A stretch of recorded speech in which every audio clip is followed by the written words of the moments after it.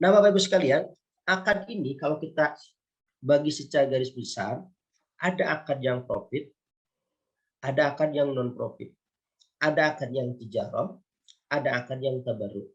Yang tijarah ini kalau mengikut bahasa umumnya yang sering dipakai ada istilah NCC atau NUC. Nah, NCC itu Natural Certainty Contracts. Artinya kontrak-kontrak yang secara alami dia harus pasti. Harus dipasti-pastikan. Makanya rumus NCC itu pasti-pasti. Pasti akadnya, pasti keuntungannya. Harus dipastikan dulu. Nah, kalau NUC itu Natural Uncertainty Contracts, artinya kontrak-kontrak yang dia secara natural tidak boleh dipastikan. Jadi dalam konteks NCC itu pasti-pasti, NUC itu kata kuncinya tidak pasti, tidak pasti. Atau jangan dipastikan. Apa sih yang harus pasti-pasti? Yang jelas yang harus pasti-pasti, kalau aturan syarat hukum sudah jelas diatur ya. Yang harus dipastikan itu misal, kalau dalam jual beli keuntungannya. Itu harus dipastikan.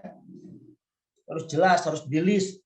Makanya kalau masuk ke warung atau ke tempat kuliner, suka ada list harga misalnya bla bla bla. Itu sudah syariah itu. Ini harganya sekian Kak, sekian Kak. Nah, gitu kan. Kita kan jadi enak. Kalau nggak cocok dengan dompet kita, tinggal balik lagi keluar. Ada sebagian cocok, ada yang enggak, kita tinggal milih yang cocok. Nah, kayak gitu. Contoh di sini murabahah. Murabahah itu turunan dari jual beli. Salam pun sama, istisna juga sama, dia turunan dari jual beli. Kemudian ada ijarah. Kemudian ada IMBT. Ijarah muntahiyah bitamlik. IMBT itu salah satu yang disebut dengan al-uqud al-murakkabah. Al-uqud al-murakkabah. Bahasa lainnya hybrid contracts. Jadi kontrak yang berbilang. Nah, kalau NUC, Natural Uncertainty Contracts tadi, contoh misalnya bagi hasil atau musyarakah, syirkah itu ya, mudharabah, musyarakah, itu keuntungannya nggak boleh dipastikan. Nggak boleh dipastikan. Jadi Bapak Ibu hati-hati, kalau dipastikan nggak boleh. Kalau ditentukan melalui persentase boleh. Boleh ditentukan. Persentasenya bukan dari penyertaan modal, bukan. Kalau di penyertaan modal persentasenya jadi flat. Modalmu 1 juta, nanti keuntunganmu 10% dari 1 juta, cuma flat. Jadi persentase itu dari keuntungan yang akan diraih. Berapa keuntungannya? Wallahu a'lam. Fluktuatif. Nah, itulah akadnya menjadi natural, gitu kan? Karena nature-nya bisnis itu nggak bisa diprediksi dalam konteks berapa keuntungannya, kan? Meskipun bisa dihitung. Nah, bisa dihitung. Yang kedua, ada akad yang tabarruk atau non profit tadi. Di sini ada lending. Kalau saya sih sedikit sepakat menggunakan kata-kata financing ya, bukan lending. Kalau lending itu kan meminjamkan. Kalau financing melakukan pembiayaan. Di sini sebut lending aset, lending self, kemudian ada GP. Kalau lending aset, meminjamkan aset. Oh iya, ini benar lending. Sorry. Dia bukan pembiayaan. Lending aset itu seperti qard, hawalah, rahan, itu kan membantu orang. Lending self, wakalah, wadiah, kafalah. Jadi kitanya yang menerima itu. Kemudian giving, ada hibah, sedekah, wakaf. Giving ini dekat sama sharing ya, Bapak Ibu sekalian. Nah, nanti menarik Bapak Ibu lihat. Di sini ada kata-kata wadiah. Wadiah ini nanti di lembaga keuangan syariah dalam hal ini adalah koperasi syariah. Itu dari konsep manajemen hampir sama ketika dia melakukan fundraising dengan bank syariah. Akadnya biasanya menggunakan wadiah. Oke. Nah, kalau dia tabarruk, maka dia tidak berdampak kepada kelebihan atau keuntungan. Makanya itu dilahirkan istilah bonus. Nanti kita bicarakan itu. Oke, Bapak Ibu, sekarang kita geser ke macam-macam akad dan konsekuensi hukum. Jadi saya ingin Bapak Ibu kajian ini ya, meskipun pengenalan, tapi paling tidak Bapak Ibu punya fondasi. Itu yang saya harapkan. Tidak harus dulu memahami tentang konsep-konsep akad yang banyak misalnya. Nanti saya sebutkan akad apa saja yang terkait dengan koperasi pada khususnya. Yang penting fondasinya Bapak Ibu dapat gitu. Itu yang paling penting. Oke, macam-macam akad dan konsekuensinya. Pertama, ada akad dilihat dari sisi tujuan. Yang kedua, ada akad dilihat dari sisi karakter. Kemudian ada konsekuensi dari akad itu. Kita lihat. Nah, secara garis besar, tadi sudah disampaikan, ada akad komersial, ada akad sosial, ada akad jaminan. Jaminan atau doman ya maksud di sini, atau kafalah. Oke, ini pembagian akad saja. Meskipun dalam si praktek Bapak Ibu sekalian, antara gade gitu kan, dia masuknya ke akad sosial. Nah, manfaatnya apa sih? Kita tahu ada akad yang bisnis atau komersial, ada akad sosial.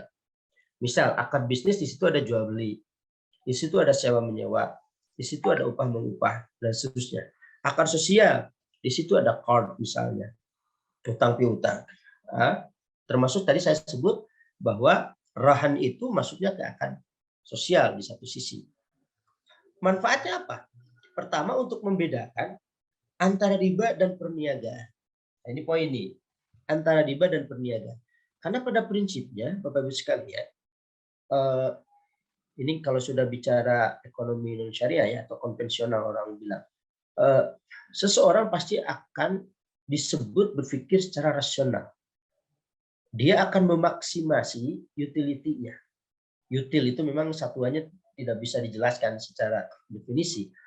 Artinya dia akan selalu berpikir bagaimana dia mendapatkan keuntungan, memaksimalkan keuntungan dan lain sebagainya. Artinya apa yang dilakukan menjadi duit lah bahasa kasar.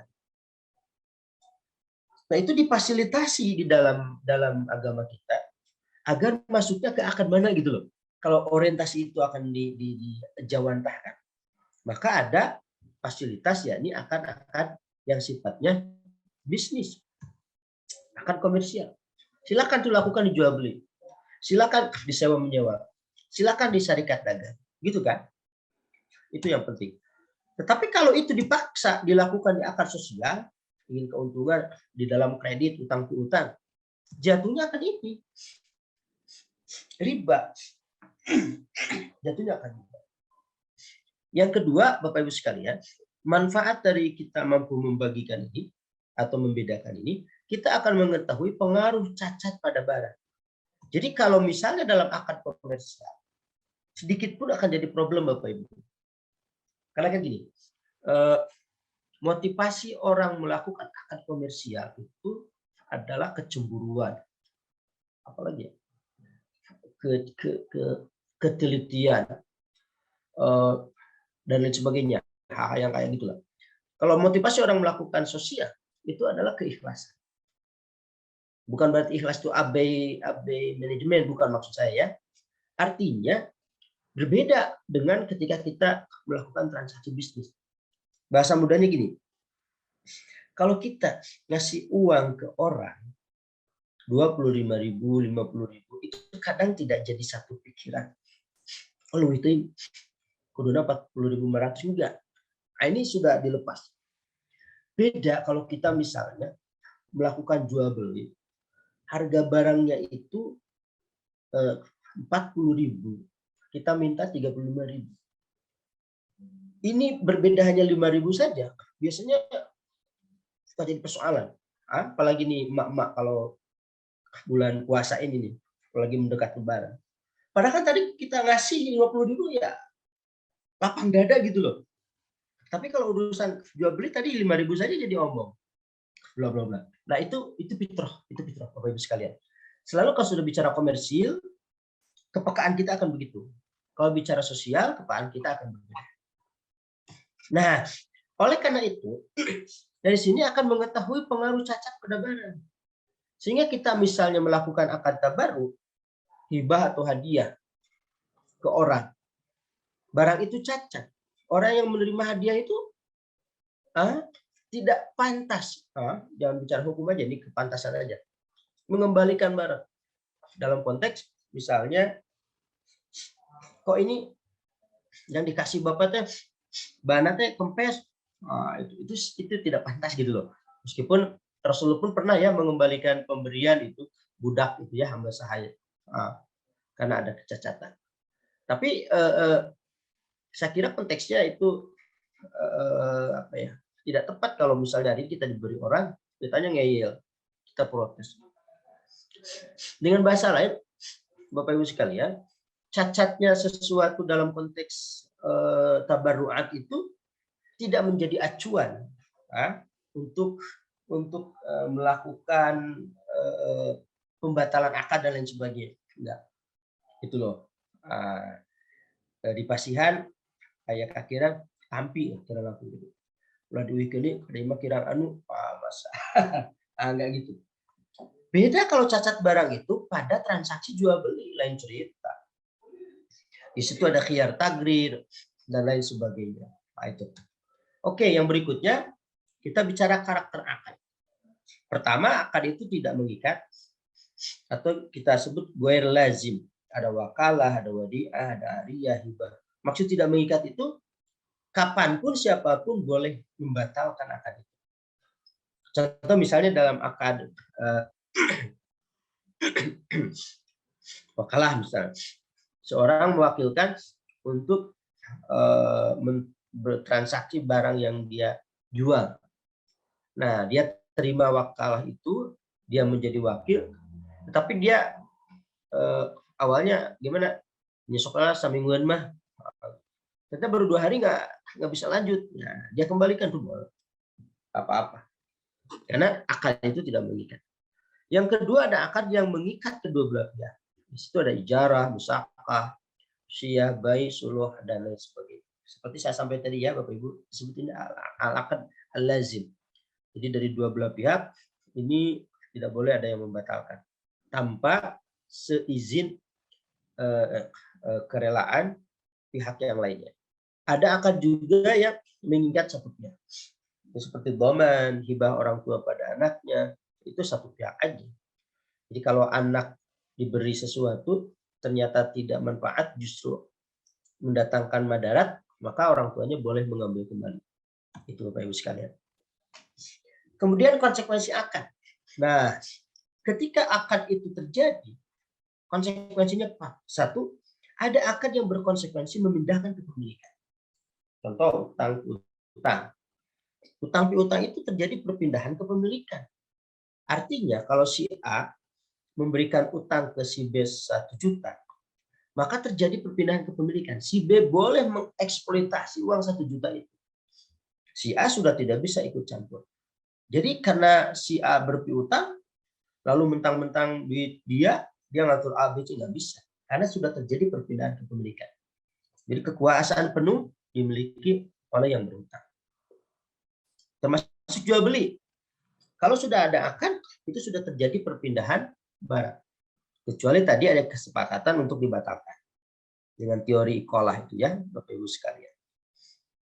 Ada akad juga yang tidak memindahkan kepemilikan. Pinjam meminjam. Hati. Barang yang dipinjam itu punya orang. Nggak bisa kita melakukan sesuatu terhadap barang itu. Sewa menyewa itu punya orang. Jadi pemenyewa rumah kos-kosan, ayah bocor dan naon ulah diluruskan punya lira. Bilang aja kepada yang mempunyai, karena itu punya orang. Kita hanya mengeksploitasi manfaatnya. Serikat dagang, gade dan lain sebagainya. Manfaatnya apa? Kita tahu ini konsekuensi akad. Mengetahui pemilik barang dan keuntungannya. Jadi kita sekarang tahu kalau akadnya itu terjadi konsekuensi perpindahan kepemilikan. Kita tahu sekarang barang milik siapa. Keuntungannya milik siapa. Mengetahui hak dan kewajiban masing-masing. Ketika sudah jual beli, haknya saya mengeksploitasi barang yang sudah beli. Kewajiban saya membayar. Itu. Kalau misalnya tidak terjadi kepemilikan, tidak terjadi perpindahan kepemilikan, seperti dalam dalam Ariyah tadi misalnya pinjam meminjam, nginjemkeun motor, meminjamkan motor. Nah, kita tahu hak kita dan kewajiban kita. Nggak boleh misalnya motornya kita bikin di racing dan lain sebagainya, itu nggak bisa. Oke Bapak Ibu, saya minta waktu beberapa menit lagi ya sebelum tanya jawab ya. Ini sudah pukul 11. Tanya jawab cukup 15 menit atau gimana ini? Masih agak banyak ini. Jawab mungkin setengah jam Pak Budi, setengah jam 30 menit. Apanya? Tanya jawab kita alokasikan 30 menit, Pak. Oh, berarti sebentar lagi ya. Sebentar lagi. Kita kan sampai 11.30 ya? Tadi mulai agak terlambat Pak Budi, 11.45 jadi. Berkata bahwa barang tersebut itu. Gimana Pak Lutfi? Tadi kita agak terlambat, jadi kita akan berakhir di 11.45, Pak. Oh gitu. Oke, siap. Ini sedikit kita turunkan dari konsep akad itu. Coba kita lihat dulu ini ya Bapak Ibu sekalian. Ini fatwa terbaru terkait dengan koperasi syariah. Ini pedoman pendirian dan operasional koperasi syariah. Fatwa DSN MUI nomor 141 tahun 2021. Perlu saya tegaskan Bapak Ibu sekalian, al-fiqhu syai' wal fatwa syai'un akhar. Fikih itu punya tracknya tersendiri, fatwa punya tracknya tersendiri. Jadi artinya fikih itu berbeda dengan fatwa. Fikih hasil ijtihad, memang fatwa juga hasil ijtihad, tapi biasanya fatwa ini lebih kepada jawaban atas request dari orang yang meminta fatwa itu terkait dengan satu persoalan. Mungkin bisa jadi di fikih tidak ada jawaban atau di fikih tidak ada ketegasan misalnya. Maka di fatwa lah dilakukan. Oke, di fatwa ini Bapak Ibu sekalian, saya menggarisbawahi ini saja. Bicara permodalan koperasi syariah ya. Pertama dia modal sendiri, ekuitas dana syirkah permanen ini. Ini clear ya. Yang kedua ada kewajiban atau liabilitas, ada simpanan, tabungan dan lain sebagainya. Nah, maksud saya menyebut ini Bapak Ibu, akad-akad yang ada di sini. Nah, kita harus tahu gitu singkatnya. Misalnya di situ ada dana syirkah permanen. Syirkah itu kayak gimana? Karena akad awal yang digunakan dalam pembentukan koperasi syariah itu adalah akad syirkah. Kemudian ada lagi dana temporer yang diterima. Ada simpanan tabungan dengan akad mudharabah. Kemudian ada wakalah bil istismar, ada simpanan berjangka mudharabah atau wakalah bil istismar. Nah, ini Bapak Ibu harus tahu ya aplikasinya seperti apa. Nah, ke depan setelah kita punya dasar yang cukup terkait dengan akad ini, kita belajar tentang bagaimana akad-akad yang disebutkan dalam fatwa ini. Nah, gitu. Jadi kalau sudah bicara permodalan, akad yang digunakan sebagai instrumen ini ya Bapak Ibu ya. Kemudian ada wakaf juga. Nah, ini bicara kegiatan koperasi syariah. Ini sudah bicara core ya. Bicara core bisnisnya, yang pertama kalau bicara kegiatan usaha, ada kegiatan usaha yang menggunakan prinsip jual beli, kegiatan usaha yang menggunakan prinsip imbal jasa, dan kegiatan usaha yang menggunakan prinsip kerjasama usaha atau partnership. Di situ akadnya ditulis ya secara jelas. Jadi kalau misalnya kajian kita akad-akad syariah yang terkait dengan koperasi syariah, maka kita akan memahami akad-akad yang disebut di sini. Di sini ada akad tunggal, ada multi akad juga. Ini sudah semakin dikembangkan ini. Ada akad B al-istisna, akad B as-salam, akad B murabahah, ada al-musawamah atau jual beli biasa, ada ijarah, ju'alah, kemudian ada IMBT, ada IMFZ. Kalau IMBT itu ijarah muntahiyah bitamlik. Kalau IMFZ itu ijarah mausufah fi zimmah. Nah, namanya gitu. Ijarah mausufah fi zimmah. Kemudian ada akad musyarakah, mudharabah, akad musyarakah mutanakisah atau MMQ. MMQ musyarakah mutanakisah. Seperti apa akad itu dipraktikkan? Bagaimana konsep fikihnya? Nah, itu ke depan kita harus tahu itu. Ada akad MMBT. Ada MMBT musyarakah mutahiyah bitamlik. Musyarakah tapi muntahiyah bitamlik. Jadi bukan hanya IMBT, ada juga MMBT. Ada akad muzara'ah, ada akad mukhabarah, musaqah, ada mugharasah dan lain sebagainya. Kemudian di samping kegiatan usaha, koperasi syariah pun bisa melakukan jasa perantaraan. Nah, misalnya jasa brokerage ya. Nah, itu bisa menggunakan wasatah atau perantara itu. Oke, kalau kita lihat core-nya kan begini ya Bapak Ibu sekalian. Jadi kalau belajar akad-akad untuk koperasi syariah, yang paling pokok itu ini aja. Satu dari sisi pooling fund, di sini ada penghimpunan dana, di sini ada simpanan wadiah, simpanan mudharabah, simpanan modal, ini lain cerita dulu. Dua aja nih, wadiah, mudharabah. Kalau di awal kan itu pakai syirkah Bapak Ibu. Ke depan tetap ini menggunakan wadiah, mudharabah. Tentu nanti ini kalau berdampak kepada manajemen koperasi syariah, misal simpanan pokok, simpanan wajib, ada simpanan yang harus di-keep, nggak boleh diambil, meskipun secara prinsip umum boleh diambil misalnya, karena akan berdampak kepada stabilitas koperasi misalnya. Itu penting dilakukan. Maka saya selalu mengatakan bikin persus gitu kan, peraturan khusus terkait dengan hal-hal seperti tadi. Kalau memang tidak bisa diprotek melalui akad yang mengharuskan itu tidak boleh diambil misalnya. Nah, kita harus ngerti wadiah itu kayak gimana, simpanan mudharabah itu kayak gimana. Bahasa bank itu biasanya wadiah itu tabungan biasa, mudharabah itu tabungan yang terkait dengan deposito. Nah, setelah menghimpun dana, kemudian disalurkan. Jadi yang saya sebut dengan financing ya Bapak Ibu sekalian. Di sini ada prinsip jual beli, prinsip sewa, prinsip kerjasama, prinsip jasa, dan prinsip pinjaman.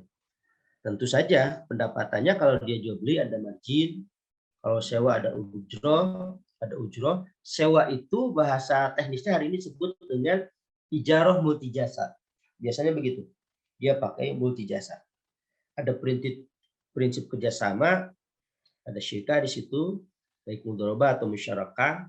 Kemudian ada prinsip jasa, kita dapat fee. Kemudian ada prinsip pinjaman. Inilah core dari koperasi syariah. Tentu ini tidak membatasi kemungkinan instrumen lain agar kita mendapatkan pendapatan. Itu, agar mendapat pendapatan. Yang jelas saya pesan jangan terlalu banyak pendapat kalau pendapat itu tidak berbanding lurus dengan pendapatan. Gitu ya Pak Lutfi. Oke. Nah, Bapak Ibu sekalian, ini the last session kita. Tapi lumayan masih banyak sebenarnya. Gini Bapak Ibu, saya ingin katakan gini. Kalau Bapak Ibu belajar fikih muamalah, saya suka berpikir ya, dari mana dulu nih kita memulai? Jawabannya Bapak Ibu, ikuti runutnya para ulama ketika menguraikan tentang fikih muamalah.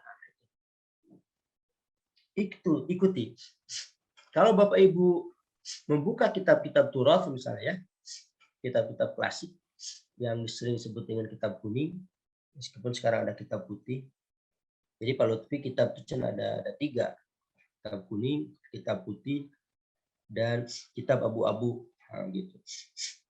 Kitab kuning ya turath itu ya, kitab putih itu undang-undang, Dan kitab abu-abu itu namanya lobby-lobby. Lobbyun. Nah, pelakunya para mulobbyun, para pelobi. Nah, itu jadi penting ternyata lobby-lobby itu. Maka ada istilah aman syar'i, aman regulasi, aman NKRI. Gitu selain. Jadi Bapak Ibu, kenapa saya di sini hanya ngebahas tentang jual beli setelah menguraikan akad-akad ini atau konsep akad ini? Karena kalau melihat bagaimana ulama menjelaskan fikih muamalah, selalu diawali dengan jual beli. Ternyata Bapak Ibu, ketika kita paham tentang konsep jual beli, maka relatifly kita akan lebih mudah memahami akad-akad yang lainnya. Nah, itu kata kuncinya.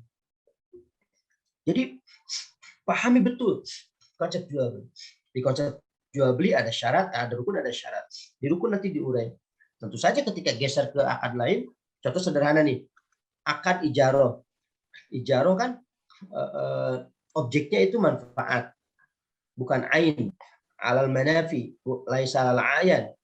Kalau jual beli kan ke ayan, ke bendanya. Meskipun bisa jual beli terkait manfaat. Tetapi ala ta'bid, la ala ta'kid. Bedanya gitu. Kalau dibanding dengan ijaroh. Nah, menariknya Bapak Ibu, kalau sudah paham khatam bab jual beli, maka untuk memahami bab ijaroh tidak akan tunggu lama. Akan sebentar pahamnya. Karena prinsip-prinsip umumnya sudah dapat di jual beli. Karena kan ijaroh sama jual beli itu beti ya, bukan bete. Kalau beti itu beda tipis, kalau bete itu beda tebal. Nah, itu beti. Oke, jadi sekali lagi kenapa saya menyuguhkan akad jual beli? Sekali lagi karena Bapak Ibu paham akad ini, yang lainnya akan mudah untuk dipahami. Gitu loh. Jadi Bapak Ibu sekalian, para ulama itu ketika menuliskan kitab, runutan atau urutan kitab itu bab apa saja, itu bukan sembarangan itu. Itu ada tujuan, hierarkinya jelas gitu loh. Ada hierarki yang dikejar. Contoh kayak gini nih. Fikih itu dibagi, ada fikih ibadah, ada fikih muamalah, kemudian ada fikih usroh, kemudian ada fikih di situ ada jinayah, qadha dan lain sebagainya. Urutannya gitu Bapak Ibu. Makanya upami belajar fikih ibadah hukum disebutnya rubu'ul ibadah. 1/4 nilainya. Kenapa ibadah dulu gitu loh? Tidak yang lain. Ini memberikan pesan agar kita bangun hubungan yang baik dengan Allah dulu gitu. Utamakan itu. Karena fikih ibadah kita belajar puasa, belajar konsep sholat, dan lain sebagainya. Itu diawali dengan konsep toharoh dan lain sebagainya. Jadi hubungan dengan Allah dulu bangun, ini paling penting. Paling penting. Sama halnya kita berbisnis ya, manajemen langitnya harus kita tata. Nah setelah ini, baru ada fikul muamalat. Fikul muamalat ini, fikih yang terkait dengan urusan harta. Kenapa? Karena ibadah kita tetap butuh harta. Hidup kita butuh harta. Jadi idealnya ibadah yang bagus, cari harta yang banyak, baru kita nikah. Jika nikah disimpannya di ketiga. Tiga itu urusan fikul usroh, fikih keluarga atau al-ahwal asyahsiyah. Di situ berkeluarga, di situ ada anak dan lain sebagainya ya, bla bla bla. Kalau meninggal ada waris dan lain sebagainya. Nah, tetapi Bapak Ibu tidak sedikit dari harta timbul persoalan, dari keluarga timbul permasalahan. Kemana nih dibawa permasalahan ini? Makanya ada uraian yang keempat. Di situ ada jinayah, fikih yang terkait dengan kejahatan. Ada qadha, fikih terkait dengan peradilan. Jadi isyaratnya jelas. Kalau ada persoalan, persengketaan, bawa ke pengadilan. Jadi hierarki ini Bapak Ibu sekalian itu bukan kebetulan. Tetapi memang kebenaran seperti itu. Nah, sekali lagi, kalau Bapak Ibu membuka kitab-kitab klasik terkait dengan fikih muamalah, pasti bahasan yang pertama itu adalah babul buyu atau babul bai'. Ada yang menyebut buyu, ada yang menggunakan kata-kata bayi. Yang menggunakan kata-kata buyu karena objeknya bukan satu. Jual beli nanti kebagi dua, misalnya secara garis besar ya. Ada jual beli amanah juga. Ada jual beli musawamah. Kalau amanah di situ ada jual beli murabahah, jual beli tauliyah, ada jual beli al-wadhi'ah misalnya. Itu jual beli amanah. Sehingga tulisnya babul buyu. Bab jual beli. Ada yang menggunakan mufrad atau kata tunggal, babul bait. Nah, itu mengikut Quran. Ada kaidah bahasa Arab juga, al-masdar la yujma. Kata-kata masdar itu nggak bisa dijamakkan. Di Quran, wa halallahu al-bait wa harrama riba. Nah, gitu Bapak Ibu sekalian ya.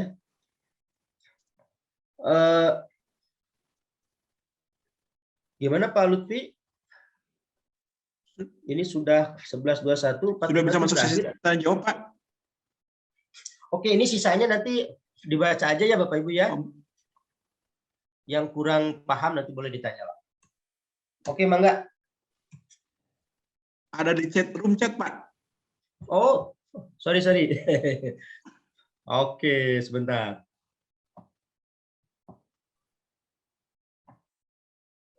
Ternyata Bapak Ibu kreatif. Assalamualaikum, karena saya Ibu N dari BMT. Mana ini pertanyaannya? Bolehkah kalau ada pertanyaan? Bentar Pak. Izin bertanya, oke. Mengapa? Saya selaku makhluk Allah yang selalu ikhtiar menyampaikan pentingnya anggota, namun tidak sedikit masyarakat yang ngeyel terhadap akad syariah. Seperti ketika sedang proses akad syirkah, di mana sahibul mal tidak bisa menarik dananya sebelum proses syirkahnya selesai. Namun tidak sedikit anggota yang maksa mau tarik dananya walaupun masih proses syirkah. Bagaimana idealnya sikap kita menyikapi anggota yang seperti ini? Dan bagaimana solusinya supaya tidak ada lagi anggota yang seperti Oke Pak. Pertama, tadi disebutkan bahwa syirkah itu bagian dari akad. Nah, ini prinsip akadnya Bapak Ibu ya, harus paham. Akad yang ghairul lazimah. Ini dulu. Ini mana ya?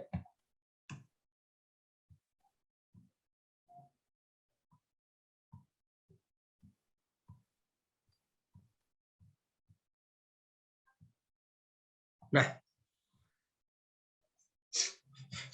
di sini posisinya Pak. Ghairul lazimah. Akad syirkah ini tidak mengikat. Artinya, salah satu pihak boleh membatalkan meskipun tidak ada kesepakatan pihak lain. Itu Pak. Jadi secara akad dia sudah boleh. Nah, tetapi secara masa depan bisnis, nah itu ya, itu nggak baik. Makanya saya tadi sampaikan, buatkan persus Pak. Ini solusinya. Buatkan persus atau peraturan khusus yang memberikan semacam rambu-rambu agar orang tidak melakukan penarikan dana seenaknya. Gitu loh. Secara aturan fikih ya dia sudah oke. Sudah boleh. Tetapi kan untuk prospek bisnis itu bisa mengganggu. Itu bisa menjadi persoalan. Ya kan? Apalagi tadi saya tangkap isyaratnya Bapak sedang bicara tentang konsep mudharabah ya. Ketika bicara sahibul mal dalam konteks misalnya si koperasi syariah sebagai mudharib. Nah itu kalau syirkah disebutnya bukan sahibul mal ya Bapak Ibu, disebutnya yang memiliki saham. Ya, memiliki saham. Sahibul mal itu istilah yang digunakan dalam konteks mudharabah. Oke. Itu ya Pak ya, singkat aja ya. Dan doakan nih Pak. Doakan supados saroleh gitu. Oke, mana lagi nih?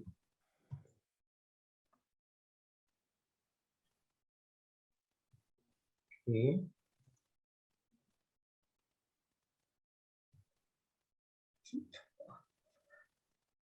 Mohon maaf saya belum bisa baca, merasa sulit menyimpulkan tiap poin pada slide. Oh, oke. Nanti di videonya di ini ya Pak ya. Di videonya di ini. Kalaupun saya menggunakan bahasa Indonesia sebenarnya tetap aja penjelasannya ada di uraian saya sebenarnya. Jadi bisa nanti videonya disimak kembali biar ada poin yang bisa Bapak rekaman. Oh iya. Kemudian jika mayoritas lembaga syariah untuk keanggotaan rata-rata menggunakan wadiah, apa itu sudah sahih? Bagaimana jika digunakan atau menggunakan akad qard yang lebih sesuai terhadap produk akad? Sebenarnya Pak, secara fikih itu lebih tepat qard. Karena akad qard itu kan terjadi perpindahan kepemilikan tuh. Sehingga koperasi syariah bisa leluasa menggunakannya. Cuman problemnya nih, ini asumsi saya ya, karena saya belum riset nih. Asumsi saya, kenapa DSN MUI mempertahankan akad wadiah ketika dia melakukan penghimpunan dana? Dugaan saya, dari akad wadiah, meskipun dia tabaruk gitu Pak ya, tidak boleh tetap mendapatkan keuntungan, ada semacam pintu untuk memberikan apresiasi kepada orang yang menitipkan uangnya lah, singkatnya gitu. Misalnya dengan istilah bonus. Gitu. Maka mereka membuat semacam pembagian wadiah itu ada yadul domana, ada yadul amanah. Mereka tidak standing point-nya tidak di yadul amanah meskipun nature-nya wadiah itu yadul amanah. Mereka mainnya di yadul domana. Jadi pada prinsipnya wadiah titipan itu objek titipan yang nggak boleh digunakan, gitu kan? Sekarang bergeser menjadi boleh digunakan. Dengan konsekuensi dia harus mengganti ketika ada risiko. Nah, kan itu tidak adil sebenarnya. Kalau digunakan tidak dapat feedback kepada empunya barang tadi. Maka di situ ada peluang pihak lembaga untuk memberikan bonus. Misal di situ. Tapi kalau akadnya sudah qard, nah, masuk atau kena kepada kaidah kullu qardin jaro naf'an bahwa riba. Mau bonus mau apa bentuknya itu pasti lebih mudah untuk dikategorikan riba. Gitu Pak. Menurut saya Pak ya. Jadi kalau menurut fikih memang tepatnya itu adalah menggunakan akad qard. Kalau menurut fatwa DSN MUI saya tidak melihat ada revisi di situ, tetap menggunakan akad wadiah dengan argumentasi asumsi saya tadi seperti tadi Pak. Oke, kita lanjut. Bismillah, izin info gimana caranya kita bisa dapatkan draft pada syariah. Kemana aksesnya? Oh, itu nanti dikasih ya draft itu. Saya juga punya sebetulnya, tapi di Ya itu nanti sudah disiapkan. Oke. Sudah disiapkan. Alhamdulillah hatur nuhun. Oh ya. Mana lagi? Ini ditanya bagaimana Ustadz terkait fatwa DSN. Awala bil udhur. Bapak Ibu kalau sudah difatwakan sebetulnya kita sami'na. Sami'na wa ata'na. Ya sami'na wa pikir-pikir dulu. Jadi gini, kalau saya ya ada kaidah yang berbunyi gini. Hukmul hakim yarfa'ul khilaf. Hukmul hakim yarfa'ul khilaf. Keputusan hakim di sini bisa DSN, bisa pemerintah, yarfa'ul khilaf. Dia akan meniadakan perbedaan pendapat atau apa. Jadi kalau sudah difatwakan, Bapak Ibu tinggalkan konsep fikihnya, gunakan fatwa. Karena kan kalau meminjam istilah Pak Kiai Ma'ruf gitu kan, sebelum menjadi wapres beliau istilahnya gini, iza tanaza'tum fi syai'in farudduhu ila fatwa DSN. Gitu. Apabila engkau bersengketa terhadap sesuatu, maka kembalilah ke fatwa DSN. jika ada contoh kasus orang anggota mengajukan pembiayaan koperasi syariah untuk modal usaha warung sembako yang notabene-nya tidak bisa sekaligus pengadaan barangnya. Apa akad yang paling ideal untuk diterapkan pada kasus tersebut? Dan bagaimana persyaratan? Bentar. Seorang anggota mengajukan pembiayaan ke koperasi syariah untuk modal usaha warung. Notabene tidak bisa sekaligus pengadaan barang. Ini ya saya paham ya Bapak Ibu, tapi sepanjang saya jadi DPS, saya sering mengajukan begini Bapak Ibu. Untuk hal-hal yang sifatnya pragmatis tanda petik ya, dan tetap syar'i, kita bisa menggunakan underline emas. Meskipun di emas ada penyusutan juga gitu. Ada penyusutan. Tetapi menurut saya yang paling mudah jalan satu-satunya adalah jual belinya tetap jual beli biasa. Jual beli biasa, bai'ul musawwamah. Tetapi yang dijualnya emas, itu maksud saya. Mengapa emas? Karena emas itu tingkat likuiditasnya tinggi. Dia mudah dijual. Urusan nanti ada penyusutan dalam konteks ada biaya-biaya, saya kira itu bagian dari risiko. Nah, kalau menggunakan emas, kita menggunakan akad tawaruk misalnya ya, jangan menggunakan akad bai'ul ainah seperti tadi disebutkan. Jual beli emas.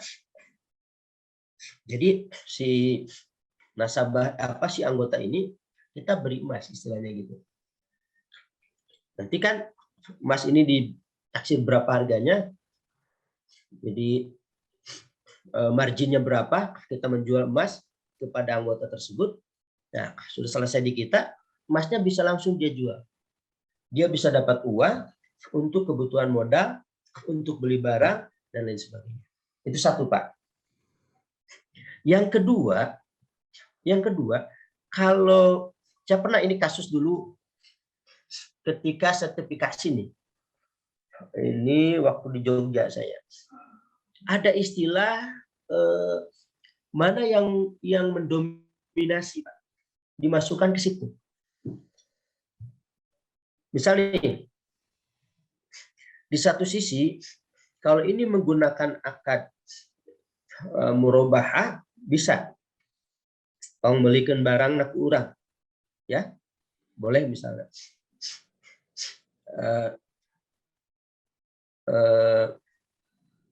Barang-barang di sisi lain modalnya ada. Nah, kalau meminjam studi kasus yang waktu itu dibicarakan, mana yang aglabi, mana yang mendominasi.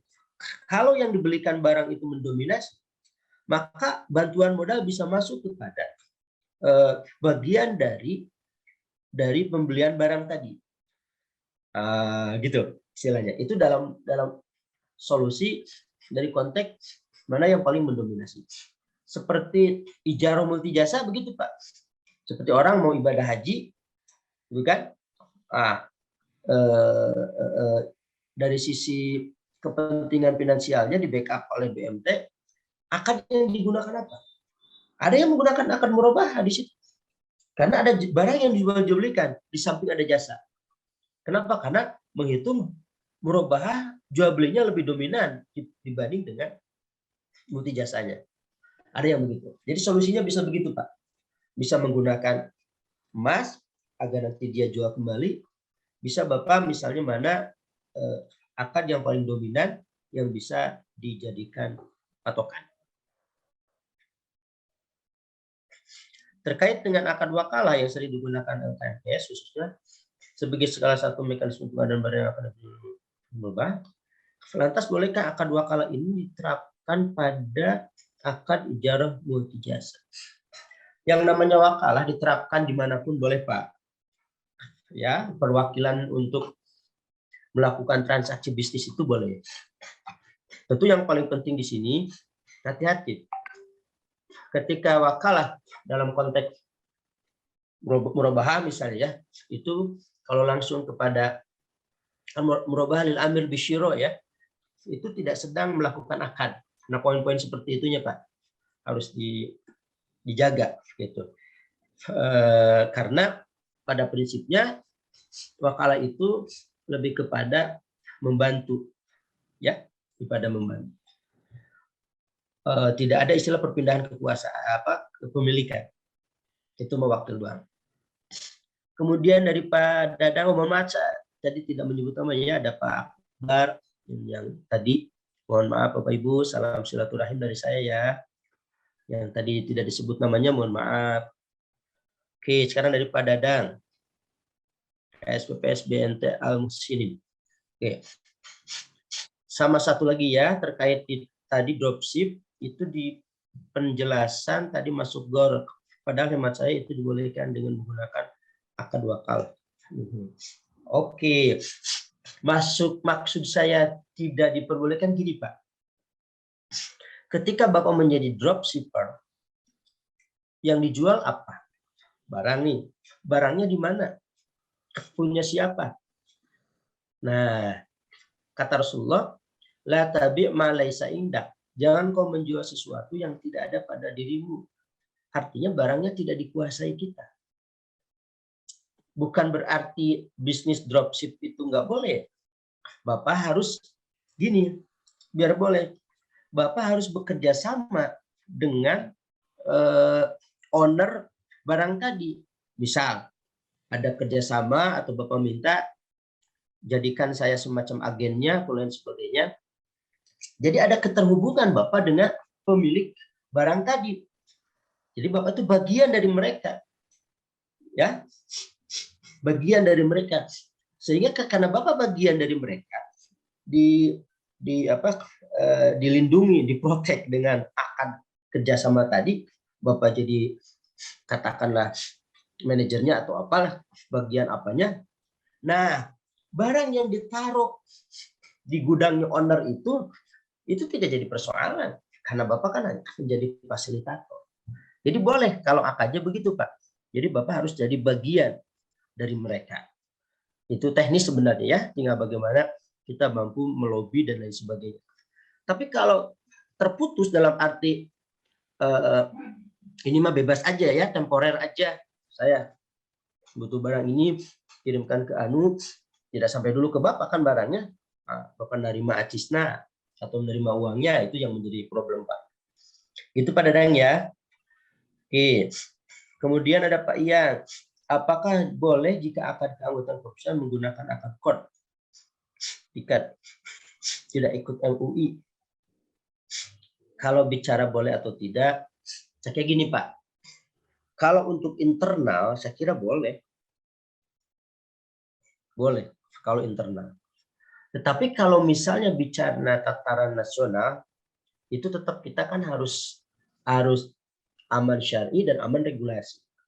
Kalau kita bicara tentang undang-undang perbankan syariah, di situ disebut setiap lembaga keuangan yang berbisnis atau core bisnisnya adalah syariah, maka harus mengikuti fatwa-fatwa yang ada di Dewan Syariah Nasional atau fatwa DS. Jadi ada klausul itu Pak, ada klausul itu, meskipun tidak secara langsung dan otomatis gitu. Kan yang kalau langsung memang harus dibikin regulasinya, undang-undang ekonomi syariah, undang-undang lembaga bisnis syariah, itu sudah mengikat. Tapi ada klausul di pasal berapa saya lupa, nah, bisa Bapak cek bahwa setiap bisnis syariah harus mengacu kepada akad-akad yang dibuat oleh Dewan Syariah Nasional. Apakah produk akad sewa boleh disewakan? Boleh Pak. Kalau ada izin dari si empunya barang, kita sewa sesuatu, kita disewakan, boleh Pak. Kalau oper kredit di konvensional nggak boleh ya Pak ya. Kalau oper kredit mah diomongin ya Pak. Dan kreditnya pun masalah dari si syariah. Oke, sudah saya jawab. Ustadz akan merubah tapi anggota diikat dengan asuransi jiwa, dibolehkan? Problemnya Pak, asuransi itu kalau syariah meskipun perlu dianalisis dulu, yang saya kira husnuzon ya boleh. Kalau asuransinya tidak syariah, ini kadang yang jadi problem Pak. Ini yang kadang jadi problem. seperti kita mau mau beli motor di leasing, Bapak Ibu. Di satu sisi itu kan saya sering sebut dengan jual beli kamuflase lah. Itu bukan jual belinyaan kurang Sunda. Karena ada sisi-sisi yang disebutnya dia bukan akad jual beli, tapi ada akad kod di situ. Nah, kita bisa mengintervensi lah agar akad itu bisa sah. Itu yang di leasing itu ya Bapak Ibu ya. Tetapi problemnya ketika melibatkan asuransi, nah itu yang kita tidak bisa. Coba ya. Terus. Udah ya Bapak Ibu ya, cukup ya pertanyaannya. Pak Lutfi ini cukup ya? Mungkin ada yang mau langsung, Pak. Oh iya, boleh Bangga. Silakan kalau ada yang mau langsung ditanyakan terkait masalah-masalah di koperasinya atau akad-akad yang ada di koperasinya, silakan. Bangga.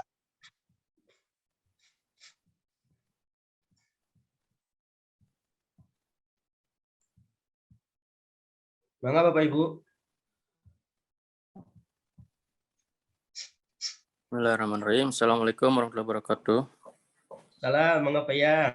Ya, izin Ustadz Budi, Pak Lutfi, salam enam. Alhamdulillah bisa dipertemukan kembali setelah sekian lama udah. Ya, betul. Alhamdulillah ya semenjak dulu ketemu itu sampai sekarang karena saya bisa dibilang aktif dalam praktek muamalah syariah ini. Ternyata banyak menemukan kendala-kendala di lapangan, Pak. Itu terkait dengan ketidaksesuaian antara akad syar'i dengan regulasi kita seperti itu. Ya termasuk barusan beberapa hal yang saya tanyakan itu salah satunya begitu. Jadi ternyata di lapangan itu tidak semudah apa yang teori disampaikan gitu, menghadapi berbagai macam karakter masyarakat dan anggota gitu. Nah ini saya berharap kita bisa sering mengadakan pertemuan seperti ini itu untuk memfasilitasi koperasi-koperasi syariah untuk konsultasi untuk bisa menyelesaikan kendala-kendalanya, Pak. Itu karena antusias dari masyarakat saat ini, alhamdulillah mereka sangat banyak sekali dan ke saya aja dulu waktu zaman koperasi syariah prakoperasi itu waiting listnya itu sampai banyak Pak yang ngantri gitu ya karena mereka nggak mau terlibat dengan lembaga keuangan yang lain kecuali dengan prakoperasi yang saya waktu itu didirikan. Nah sekarang alhamdulillah karena MUI dan Kementerian Koperasi melihat koperasi itu berkembang pesat, kemarin diberikan fasilitas legalitas secara gratis. Nah sekarang alhamdulillah sudah legal dan sudah banyak juga sekarang yang menunggu sebetulnya, cuman dari fasilitas yang dimiliki saat ini karena keterbatasan SDM, teknologi dan juga yang lainnya ini yang menyebabkan saya masih ragu untuk bisa lari gitu Pak. Hal kondisi masyarakat saat ini sangat antusias, mereka sangat banyak sekali dan mereka rela mengantri untuk ke proses kerjasama ataupun pembiayaan dari koperasi ini. Jadi mereka berharap kita bisa bisa membuat suatu produk yang bagus, terusnya bisa profesional dan juga bisa memberikan banyak manfaat kepada masyarakat seperti itu. Jadi salah satunya tadi beberapa akad-akad yang terjadi saat ini atau keanggotaan itu kan menggunakan akad wadiah dengan terusnya mudarabah itu ketika bertemu lagi dengan ustadz yang lain itu kan sesuai dengan fikihnya tadi memang lebih ininya cocoknya ke akad qard gitu kan. Nah itu untuk akad qard sendiri di DSN-nya nggak ada fatwanya, itu ya salah satu kendalanya tadi itu. Jadi mohon pencerahannya dan bagaimana arahannya supaya bisa stabil dan bisa memberikan banyak manfaat kepada masyarakat. Gitu Ustaz. Oke, langsung direspon ya Pak Lutfi ya. Bangga. Pak Yan ini dulu pernah diskusi dengan saya Bapak Ibu sekalian. Alhamdulillah bisa ketemu kembali nih. Pak yang gini, tadi kan di satu sisi ada undang-undang perbankan syariah yang dalam salah satu pasalnya bicara bahwa setiap bisnis yang core bisnisnya syariah harus menggunakan fatwa DSN, singkatnya begitu ya Bapak.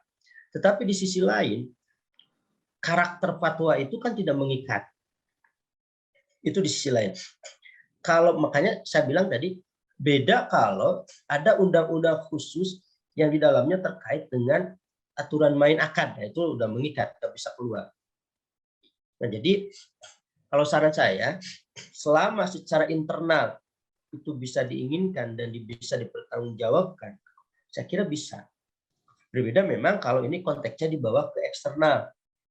Dibawa ke eksternal dalam konteks nasional gitu ya. Akad ini tidak digunakan di koperasi syariah yang lain yang notabene masih menggunakan aturan atau fatwa DSN. Jadi gini Pak, yang pokoknya kalau urusan muamalah mah darweh gitu Pak. Sementara ini dan memang intinya Pak yang harus mempertimbangkan 3 hal tadi kalau dalam konteks kenegaraan, nah gitulah, konteks nasional, aman syar'i, aman regulasi, meskipun kadang syar'i dan regulasi kata Pak Yang tadi begitu, terakhir aman NKRI. Nah, gitu. Respon saya kayaknya seperti itu Pak ya.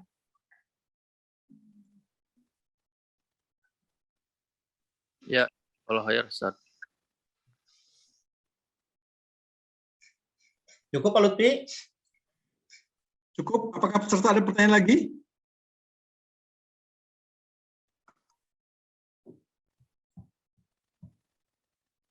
Kalau yang terakhir tadi dari Koperasi SM di Tasik ya, kalau yang tentang konversi dari konvensional ke syariah, nanti bisa didiskusikan dengan manajemen Gakopsa setelah acara ini selesai ya. Karena sudah mendampingi beberapa koperasi dan memberikan konsultasi yang konversi dari koperasi konvensional ke koperasi syariah. Baik, Bapak Ibu sekalian, alhamdulillah rasanya sudah cukup ini sesuai dengan rundown yang jadwal yang sudah kita susun. Terima kasih Bapak Ibu yang telah mengikuti webinar ini. Kami berharap ini bisa menjadi tambahan sudut pandang baru bagi Bapak Ibu sekalian yang akan baik yang sudah berjalan koperasinya maupun yang baru akan berjalan. Mudah-mudahan ini menjadi ilmu yang bermanfaat bagi kita semua, dan sekali lagi yang jelas kita memang harus terus banyak belajar karena memang perubahan itu terus terjadi. Kita tidak mungkin menyelesaikan masalah lama dengan masalah baru dengan ilmu-ilmu yang lama. Tapi yang jelas kita perlu banyak belajar. Kalau kita tadi yang seperti Pak Budi bilang, kita mungkin kalau untuk urusan syariah ini kita akan mengacu ke fatwa DSN MUI. Dan insya Allah itu secara syar'i karena kumpulan dari sejumlah ulama yang kompeten, insya Allah itu bisa mewakili. Dan untuk hal-hal yang lainnya, yang jelas kami juga ingin menyampaikan kepada para peserta bagaimana pentingnya proses pendidikan perkoperasian. Jadi kalau yang Kang Iyang tadi sampaikan, rasanya memang perlu dimaksimalkan juga proses pendidikan perkoperasian agar anggota juga paham bagaimana akad dengan segala konsekuensinya. Jangan sampai nanti anggota tidak paham sehingga ketika investasi atau proses syirkah sedang berjalan, mereka ngambil dana kan membuat repot, seperti tadi Pak Budi bilang ya, agak repot jadi di proses cash flow dan seterusnya. Itu saya pikir sekali lagi terima kasih kami ucapkan kepada para peserta. Nanti mungkin Kang Irfan akan menyiapkan form evaluasi ya, form evaluasi. Foto bersama dulu Pak. Hah? Boleh. Dulu. Kita nanti bisa di grup lah evaluasi. Oke, saya closing dulu ya Pak, boleh? Closing dulu share screen-nya Pak Budi. Oh iya, bentar. Tolong kameranya semua diaktifkan. Kita akan dokumentasi untuk foto bersama. Sekali lagi mohon pada para peserta yang masih hadir untuk bisa mengaktifkan kameranya. Kang Iyang, tolong kameranya on cam. Ibu Rika BMTL Mizan, Pak Ali Subagja Sehat Mandiri Sejahtera, Pak Ahmad Isom BMT Baik, Pak Adi mungkin sudah aktif Pak Adi. Ibu Julia, Pak Tri mungkin bisa aktif Pak Tri, on cam Pak Tri. Oke, sebentar dulu ya. Ini karena ada dua sesi sepertinya kita buat 2 kali.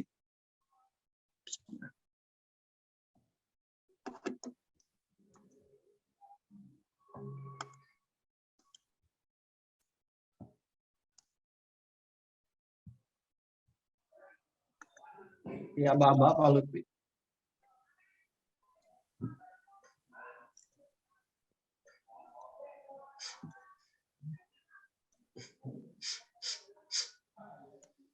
Dua kali ya, satu lagi.